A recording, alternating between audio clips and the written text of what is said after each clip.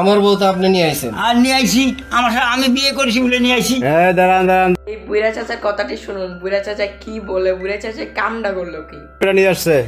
আমার বউ নিয়ে আইছি। ও আন্ডে কয় কি দিয়ে বলে যে আমার বউ। আপনি কার বউ নিয়ে আসছেন? আমি ওর বউ আনিছি। দাঁড়ান কার আপনার বউ নিয়ে আসছে? আমার বউ নিয়ে আইছে। আপনি করেন কি?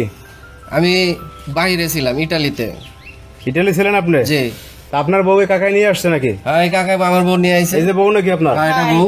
তা কেমনি কি নিয়ে আইলো একটু বলেন তো আমাদের। নিয়ে আইছিল আমার বাড়িতে, সে কাজ করতো। আচ্ছা, আপনি বিদেশ গেছেন, আপনার বাড়িতে কাজ বাজ করতো? সে রাস্তায় এরকম পরিবেশে ছিল, কান্নাকাটি করতো, মানে চলার কোনো অবলম্বনই ছিল না। মানে আর কি পোলাপান নাই নাকি? পোলাপান নাই, মানে আমার বলার পর মায়া লাগছে, ওই হিসাবে আমি নিয়ে আইছি আমার বাড়িতে। মানে এরকম তার একটা মান সম্মান বোধ একটা সুন্দর কাজ করতেন কি আপনার? আমি তার বাড়ি গরু ছাগল তার গেট ফাতারি যা আছে সবকিছু কাটতেন গরু, এই তো।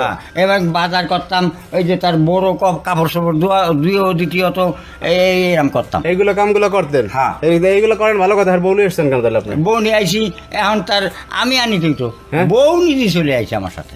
বউ অটো চলে আসছে আপনার কাছে? হায় রে খোদা। এই আপনি তাহলে এই যে আপনার প্রবাসী স্বামী চাইলে আপনি যে বুড়ার লাগে এই যে চলে আসলেন কেন, সমস্যা কি? কারণ ওরা আমি আগেই বলছি যে বিদেশ না যাওয়ার জন্য, আমার টাকার দরকার নাই, আমি আমার সময়টা কাটানোর জন্য আমি চাইছিলাম। কিন্তু টাকার দরকার নাই ভালো কথা, আপনাদের সুখের জন্য গেছে না, মানুষ বিদেশ যায় কেন? না না, আপনারা ভালো থাকবেন, টাকা ছাড়া বাঁচতে পারবেন না, এত সুখের আমার দরকার নাই। ঠিক আছে, একটা নারীর কি সুখ? তাহলে একটা নারীর কি সুখ? এই জন্য আপনি বুড়ার লাগে যাবেন?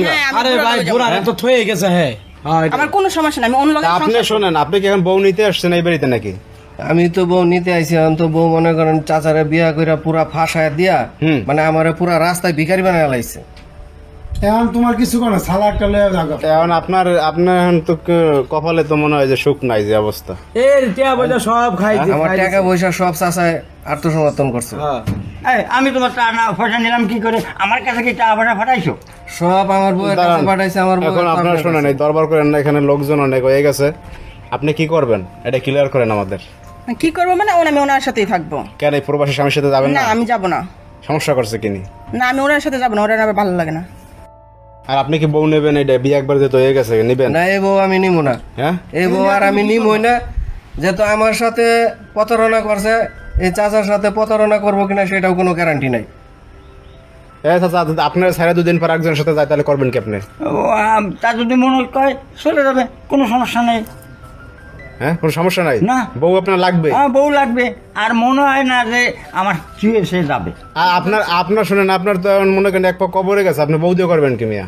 আরে বউ লাগে। হ্যাঁ, কি বলো? লাগে না মিয়া, এক পা কবর গেছে তো নিতে পাই, ঘটনা ঘটাইছে, বুঝছেন? কয় বউ লাগে, শুনছেন কথা? দরবার বাদ দেন ভাই, বাদ দেন, দরবার বাদ দেন। ভিডিওটি বিনোদন পেয়ে থাকলে ভিডিওটি ভালো লাগলে লাইক এন্ড সাবস্ক্রাইব করে দিবেন। পরবর্তী ভিডিও দেখার জন্য অপেক্ষা করবেন। আসসালামু আলাইকুম গাইস।